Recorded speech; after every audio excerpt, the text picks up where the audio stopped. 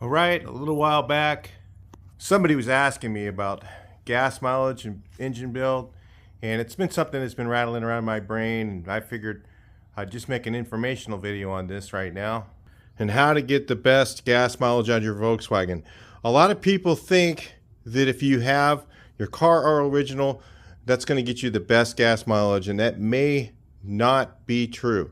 My 36 horse in this thing, one of the best gas mileage engines that they ever made. The 25 might be a little bit better. Of course, it has no power, but the 36 horsepower motor in the 40s got pretty good gas mileage, and this one only gets about 25 miles a gallon. That's what it does. It's pretty honest here. Okay, guys, a lot of people might say they get 30. I would be, the original German engineers said at, there were supposed to be 32 miles a gallon, I think it was, and 100 kilometers an hour. Maybe if you're going 100 kilometers an hour, if there's 62 all the time in it, it might get up a little higher than that. I was doing 70, and last time I drove it, and I got 25 miles a gallon. So it could get up to probably 30, maybe 28, but I'd be surprised if you ever got to 33 in a 36. So another thing people think is if you build the smallest engine you can, that's going to give you the most gas mileage, and that's probably not going to be true too.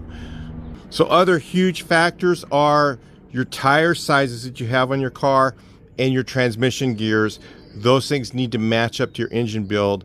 If you don't do that, you're not going to get gas mileage. So you got to factor in everything all together.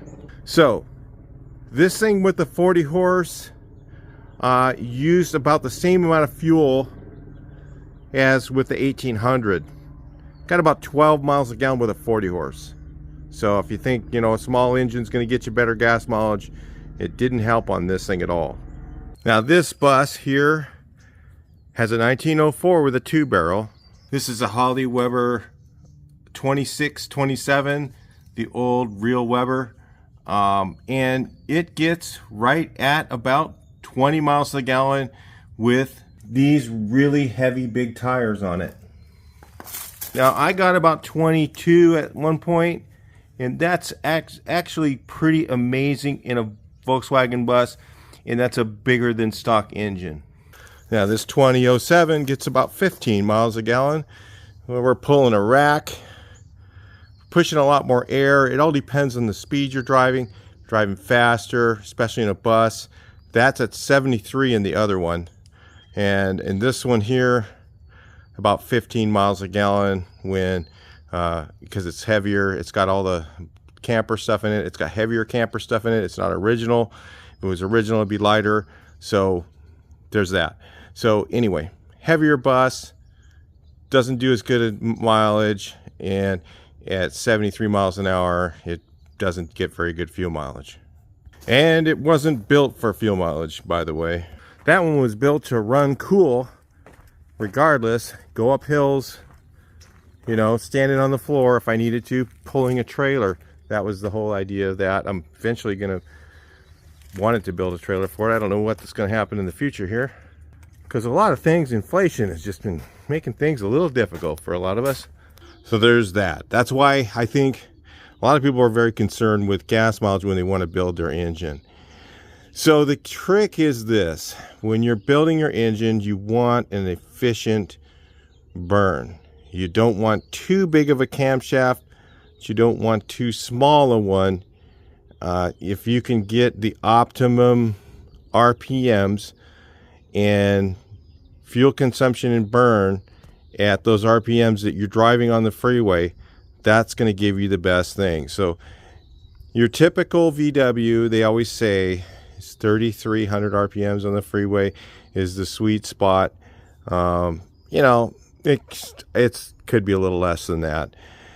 The lower you can get RPMs and still have enough air going through the engine, and is going to give you better gas mileage. That's just the way it works. So less spinning, less more air going through the pump, and that means that it's going to use less fuel typically. Now, in this case, this thing, I had to stand on the floor the entire time, so it would use a lot more fuel by doing that. So if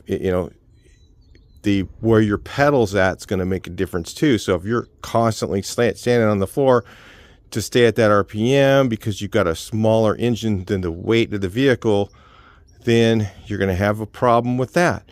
So too small of an engine can actually work against you when it comes to gas mileage. You can get decent gas mileage with a bigger engine, even in a Beetle. The trick is get the gear ratios going. So we got to kind of talk about this and gear ratios. So your original VW was 4.375. The old VWs, they started out 437s. That's what we call them, 437s. So we're just going to call it 437s. 412, 4.12 was the next size, and 3.88 was the next size. So it's 388s, 412, 437s.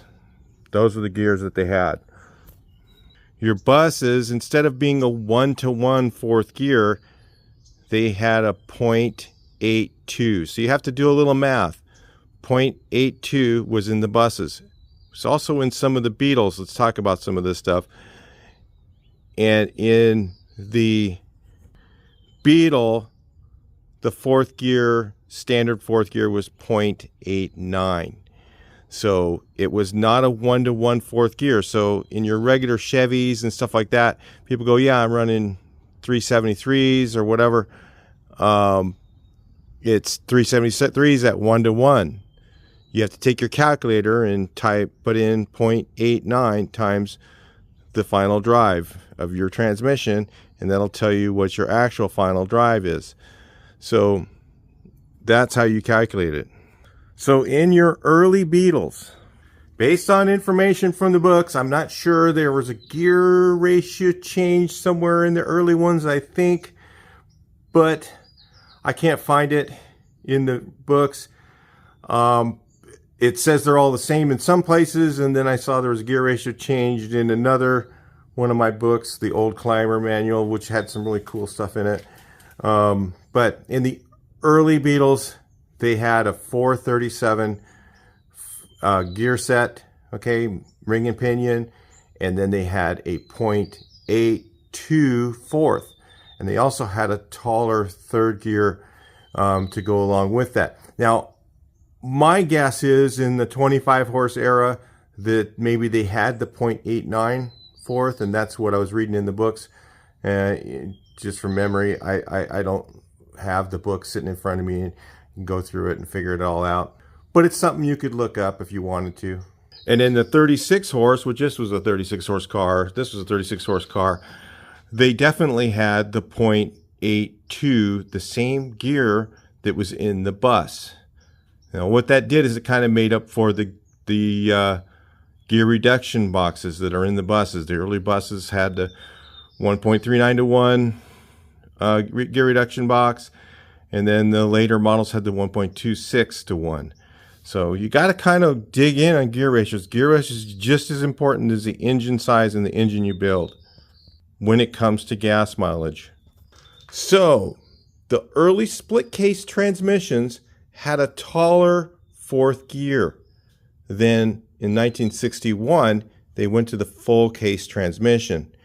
And the full case transmission had a 0.89 fourth with a 437 gearbox. So this one has a 437-82, okay, which is like the bus. And then later years, in the later years, they went to the 412. In 1967, they went to the 412-89.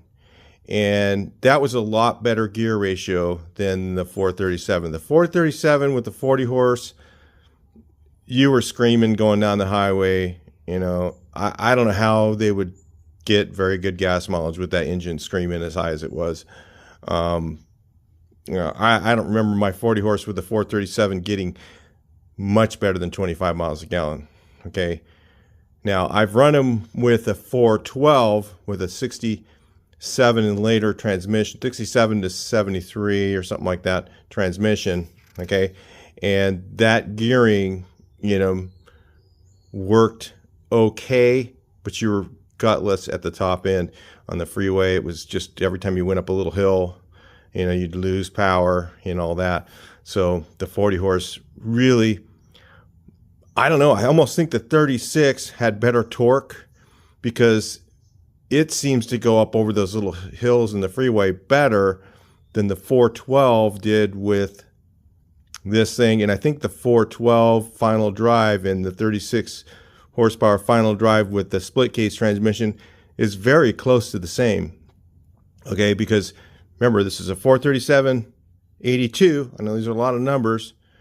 And then the later year was 412 89. So 67 was 412 89. This was 437 82. Okay, so I think the final drive was very similar on this car than it was on the 67, but we had a 36 horse motor, and it seems to pull the hills better than the 40 horse did to me in a later model car. That's why I always say the 40s and the 36, I don't know, there wasn't really much difference in power.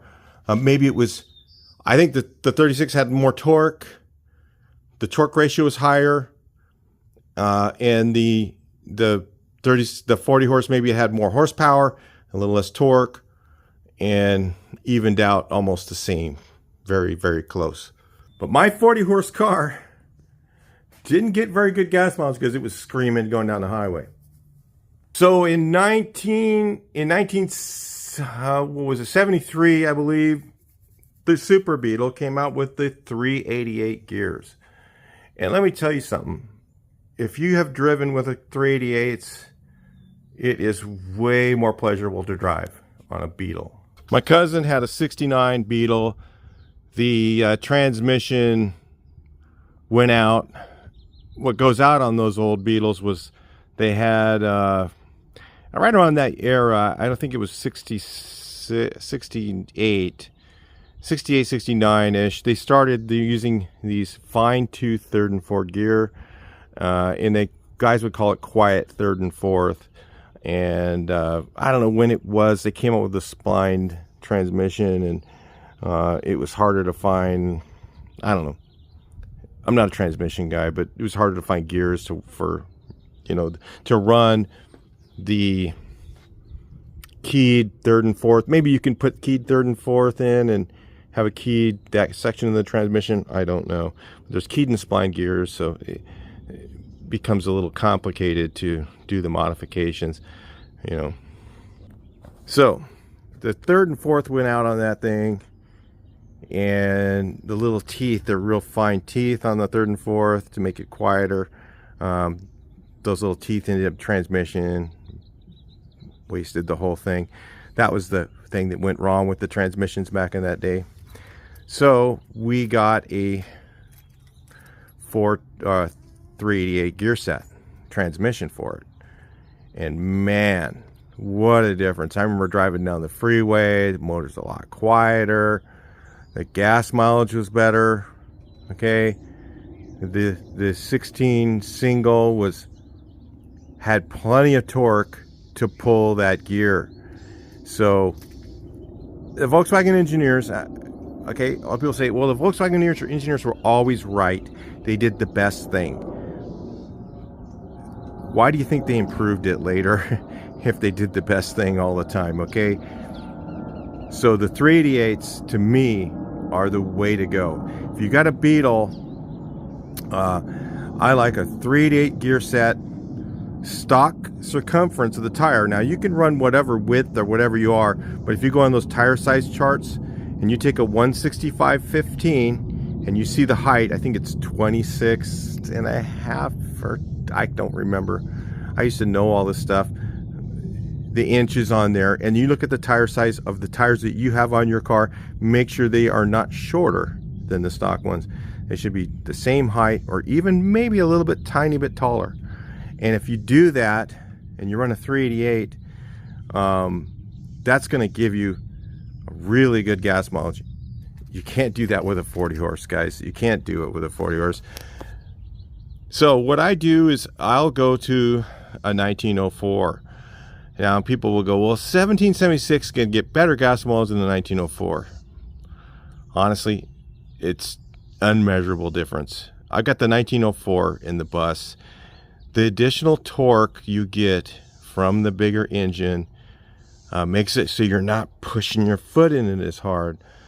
So the key things on the engine that you want to do is you want to have everything working properly. You need the right amount of fuel in there, okay, to get the best gas mileage. You need the right amount of fuel for the right amount of compression and the most efficient burn. Okay, so if you have too much fuel going in, air and fuel going there, the motor's going to run cooler. Okay, so if you have a cam that's over cammed, you're going to have too much fuel going in there, and then it's going to run a little cooler, but it's going to get worse gas mileage. That's sort of what's going on with this engine. So I've got it over cammed. And for the compression ratio that's in it, that's why the gas mileage isn't as good.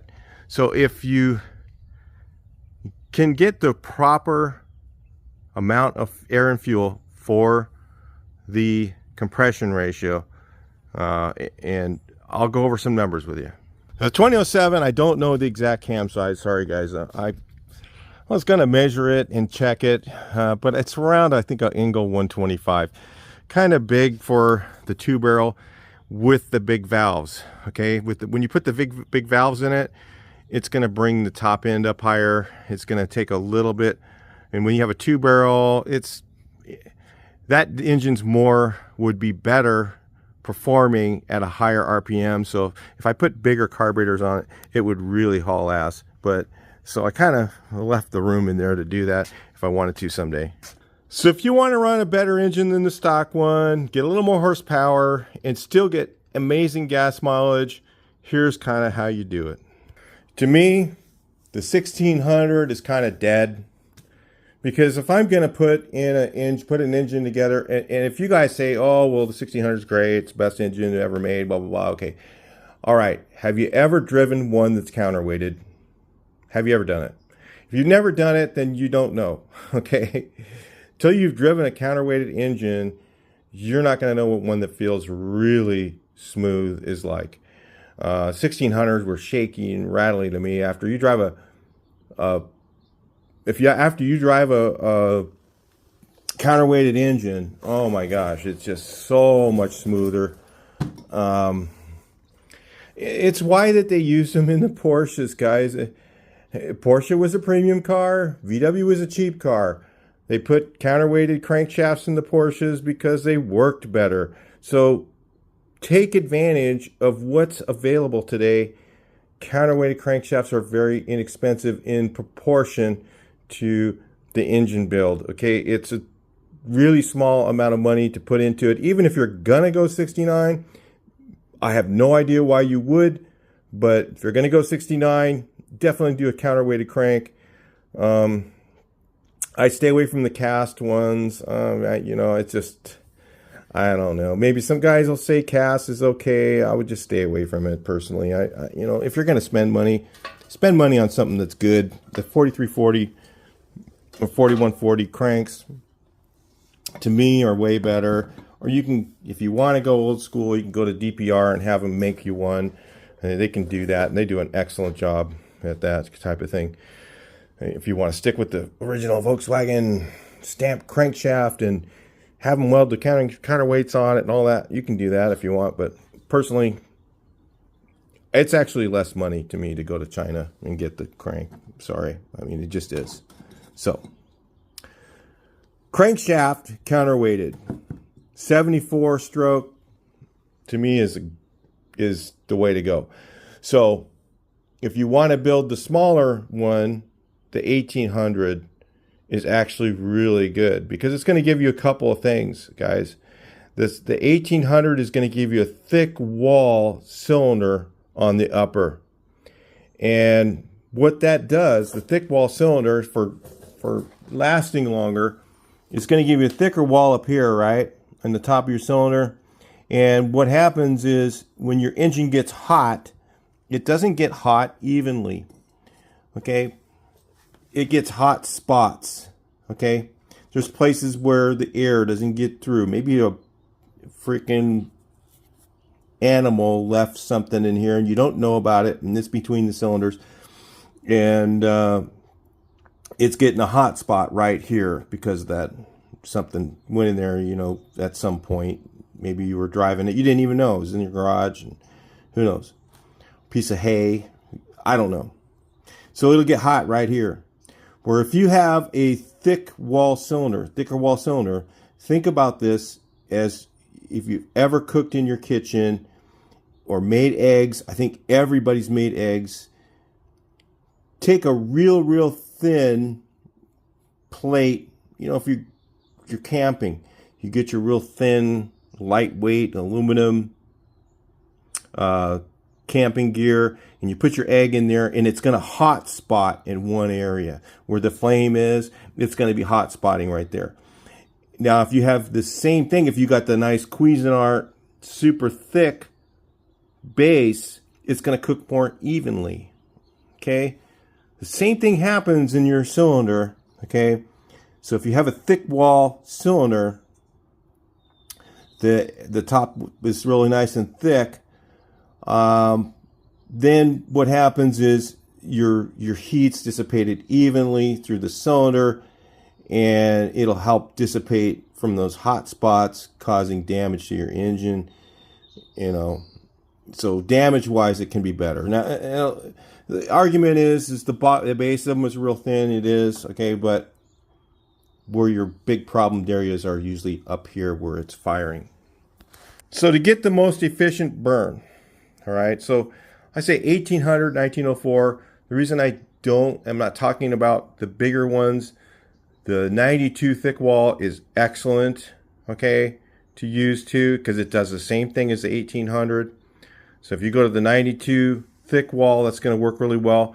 But the problem with the 92 thick wall is you're going to probably need a larger combustion chamber at that point to keep it from you having too much barrel fire, which is your piston.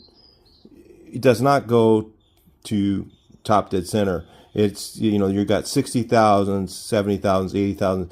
So if you start getting into the 1968 for the thick wall cylinders with stock heads, the 50cc head is just too small. You can get like even the Cooltech heads and have those opened up for 94, put those on there, and that's an excellent setup. I've had guys say that a lot of times when you open them up like that, you end up with a void in the corner right here.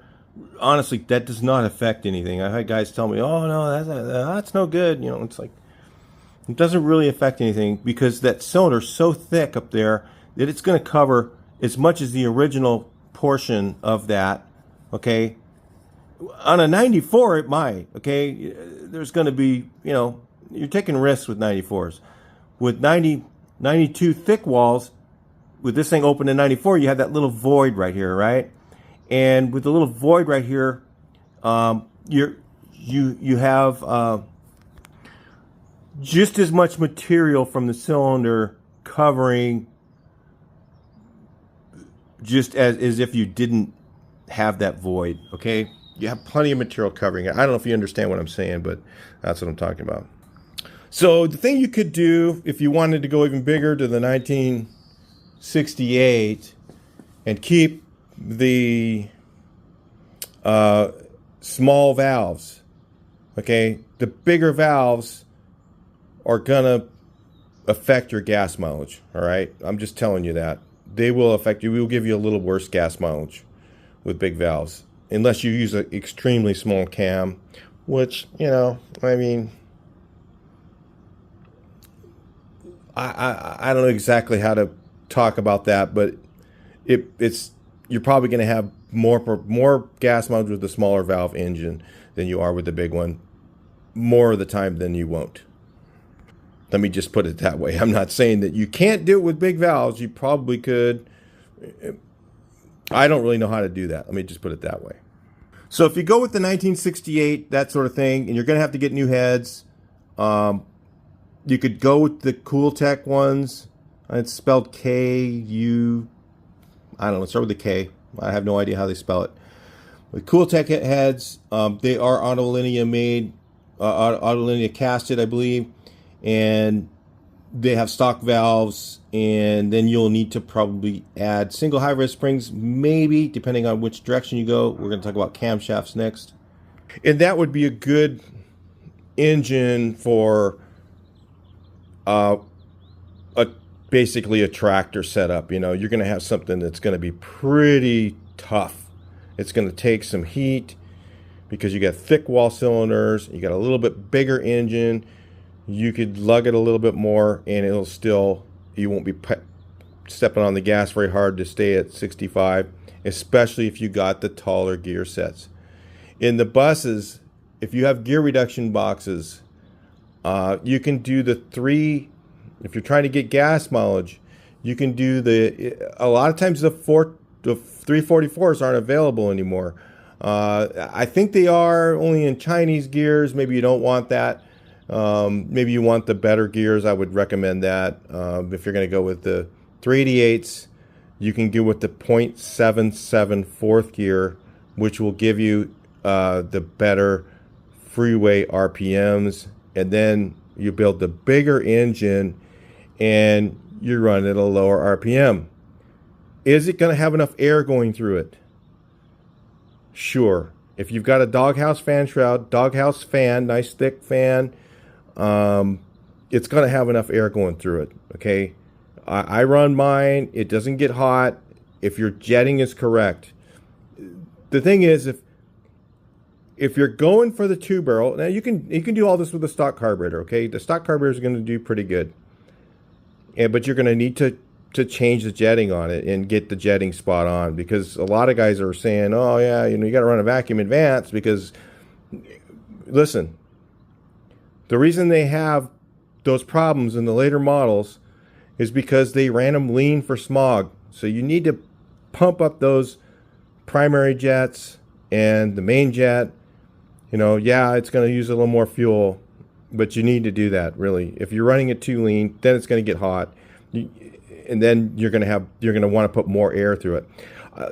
I've seen guys say you don't have enough air running through it with at the RPMs. So it's a balancing act. We'll talk about this real quick. So when you're going down the road in a bus, especially, you're pushing air, right? So the faster you go, the more air you push.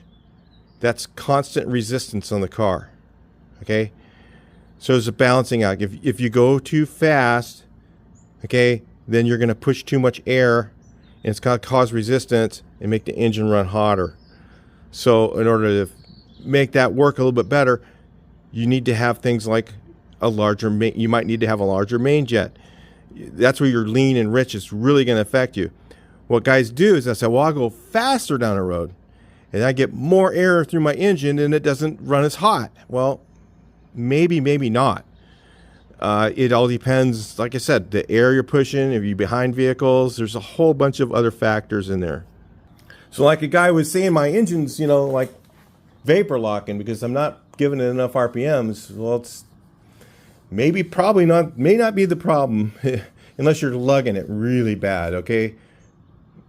It's a balancing act, okay? If you're running the thing at, 50 miles an hour, 45 miles an hour, and you got to push your foot in it pretty hard, and you've got tall gears and the combination isn't right, that might be an issue, okay? But normally if the jetting's right, it's going to work, okay? It's still going to give you enough cooling to run the RPMs. Like, you don't want to be below, I think it's about 2,800 RPMs is kind of the threshold of pain, somewhere in there. If you're driving on a road and your cruise speed is at less than 2,800 RPMs, you better have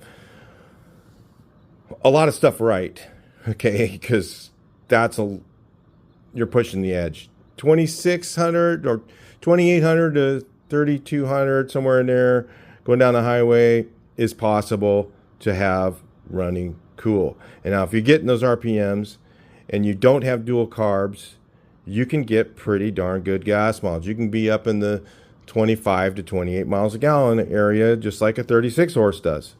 And you have a whole lot more power.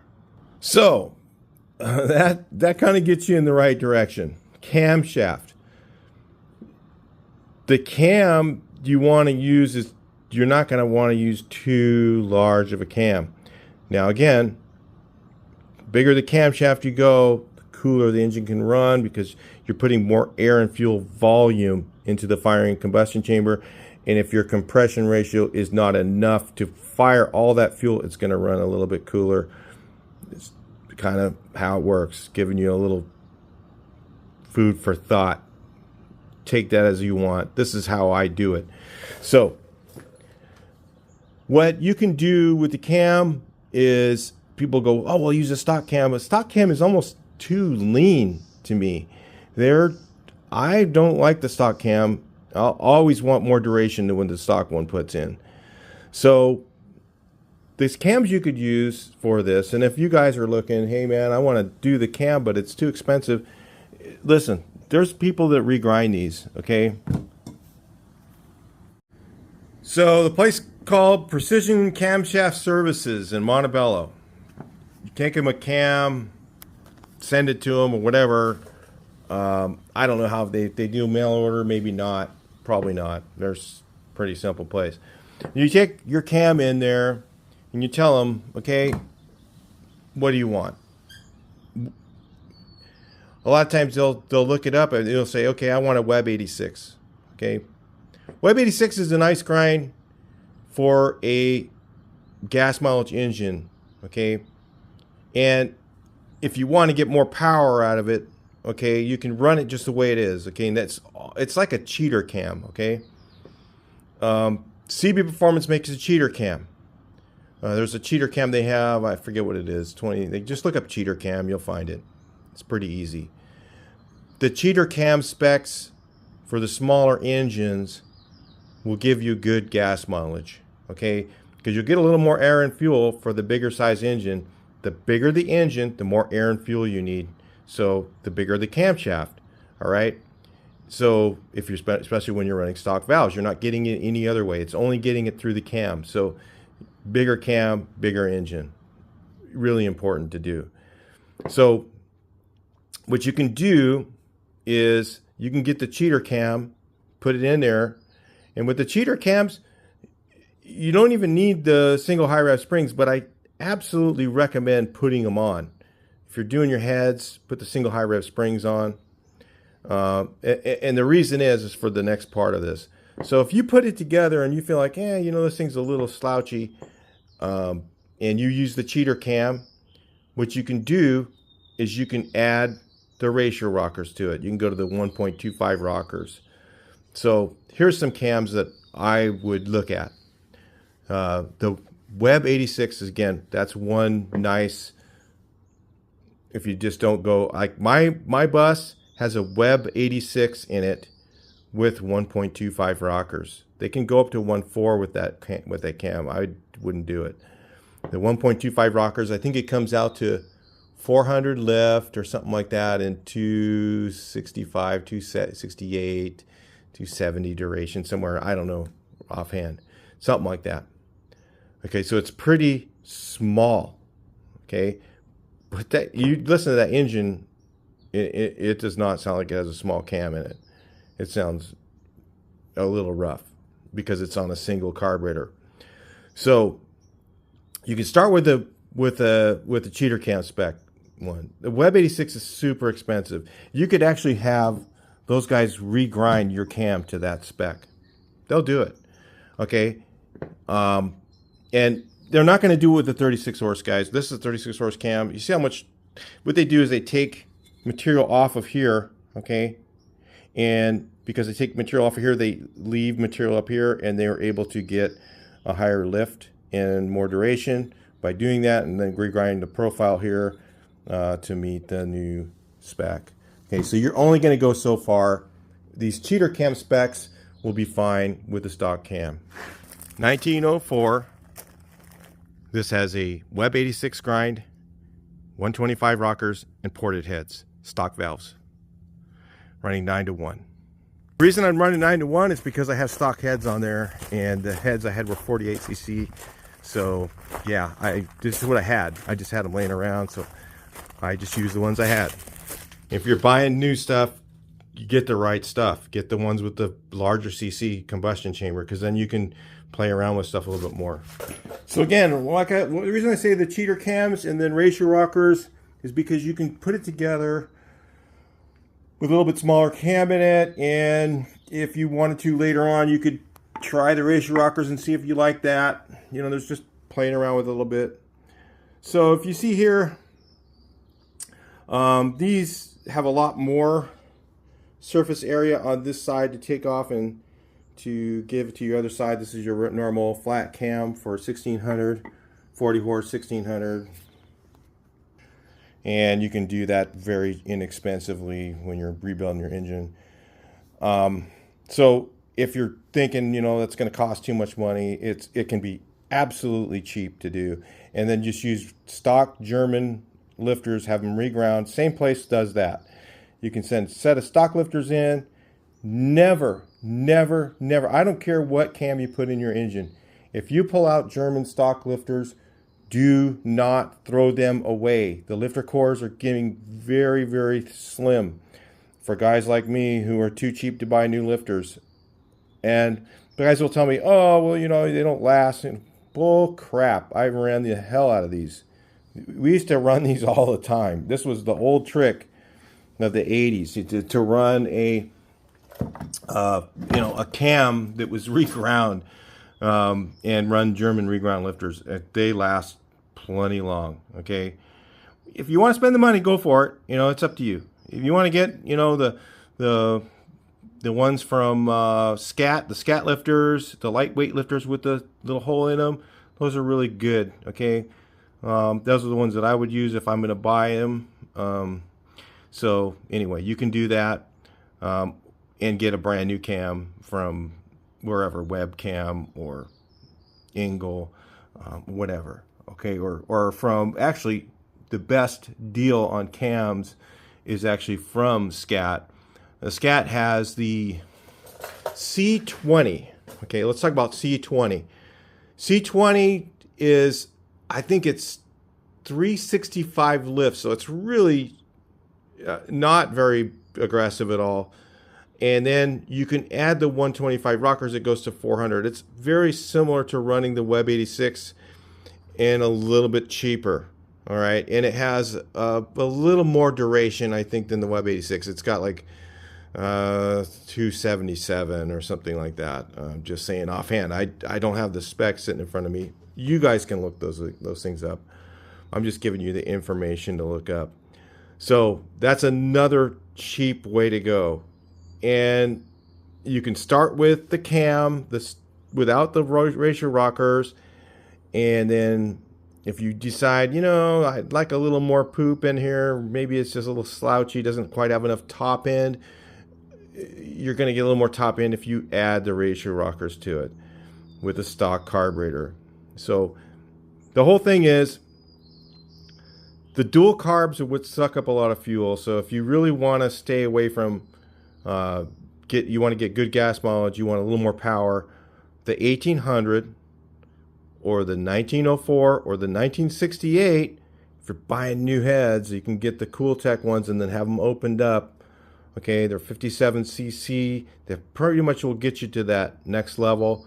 If you're having to buy new heads anyway, that's where I would go. Okay, I have a lot of old heads, so I'm building 1904s because that's about as far as I can go without having to, you know, buy new heads. Okay, the new heads have larger cc combustion chamber. Look all this stuff up so you kind of know what's going on. This is basically an information video for you guys to look up stuff on your own. I'm not trying to give you the guns to do it, you know, telling you exactly what to do. I'm just telling you stuff that I know that will help you look up things to find out for yourself. All right, this is what this video is about. So then when you do that, you're going to want a compression ratio target. If you go too low in the compression ratio, you're not going to get as good a fuel economy, okay, as if you go a little higher. You want clean burn. So you want that cam to match up with the with what your compression ratio is. So if you go to like 8, if you use a smaller cam, you can go a little lower compression. If you go with a bigger cam, you can go a little bit more compression. You need to go more compression to burn the fuel.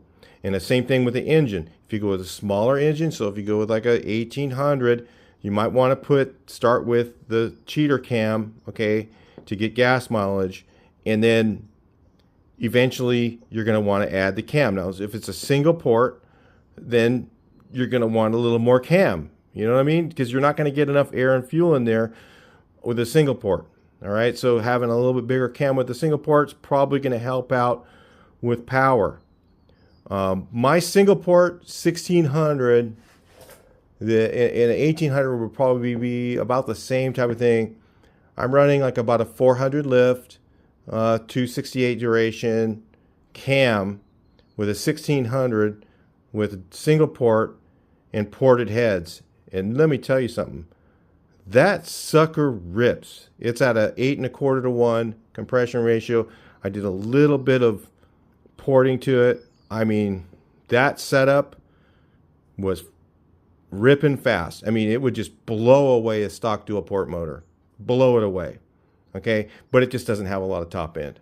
It gets up to about, I don't know, about 4,500, and that's it. You know, it's about 4,500 in there. But getting up to that, holy crap, it'll set you back in the seat hard. So what I'm trying to say is, people think to get gas mileage that you got to stay really small and have no power. You can have some power. Just don't put too big of a cam in. Like a W100 might be a little bit too big, okay, for gas mileage. Okay, where if you go with a little bit smaller, like a W100 specs. Okay, let's go over that real quick. W100 is, now I wanted to put a W100 in this. I ended up getting the different grind. Okay, that was the plan, was the W100. I checked it after it was a cheater cam specs. So I could add ratio rockers to it and get to where I was going to go. But anyway, that's fine. There's 100 different ways to skin the cat. So 277 duration, 420 lift. Might be a little bit too big for gas mileage, where a 400 lift right in there, 260, 265, 268, somewhere in there, 270, I think even 277 is the C25, one of those, the C25 scat, the C20, C25. Look at those specs and see what see what I'm talking about, see what you like. Because what you can do, like I said, you get the smaller one and you add the ratio rockers, but you want enough duration. The issue with these engines to me is they just didn't have enough duration in the cam. The duration in the stock cams, so guys go, oh, I'll just put ratio rockers on my stock cam. Not enough duration in there. They're only like 226 or something like that. I don't know the exact number, but I think that's what it was. I've read. It's just not enough duration. You need to get up to 260, 270, somewhere in there is a happy place for a VW. I don't know why. That's just what they like. So again, everything in this video is my opinion. So more, if you go with more cam, you want to get a little more compression or a larger engine size, one of the two. Okay, balance that in there. So if you're looking at the cam specs and it says, recommended, 7.75 to 8.25. Well, if it's a smaller engine, you're going to want to be the top of that. Okay. You're going to maybe you're going to want to go to 8.5. Okay. If let's say you're running like a 1776, you look at the cam specs and it says, 7.8 to 8.25 recommended, right?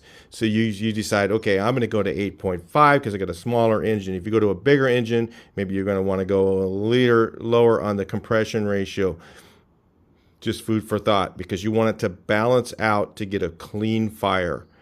Clean fire is what's going to give you gas mileage along with gear ratios. If you can get a bigger engine in there and run it to torque, okay, and have it happy at a lower RPM, okay, then what's going to happen is you're going to get really good gas mileage, and you're going to have some more power. You're going to have more torque, bigger engine, more torque, okay? So it's going to be more fun to drive. So anyway, to get gas mileage out of dual carbs is not really doable, okay? If you want to get really good gas mileage, if you want to get in the 25 to 30 mile an hour, 30 mile range, you're not going to get it with dual carbs. Okay, so either you want power or you don't. Later on, you can always add them. And that's why I say to use the cheater cam, because let's say you decide, you know what, I'm going to go fast now. And so then you go ahead and add the ratio rockers, and you can get there by doing that and get the top end you need. And then add the dual carbs. The dual carbs will, take it up to a higher RPM. So anyway, that's just food for thought, guys. I'm just making a little food for thought video. I thought you guys might like that. And you can do what you want, but that's kind of how you do it. It's about matching the gear ratio with the engine size, bigger engine, higher gear ratios, and try and get that air and fuel going through the carburetor less, but still have the power you want if you need it. All right? Talk to you guys in the next video. Please like, share, and subscribe.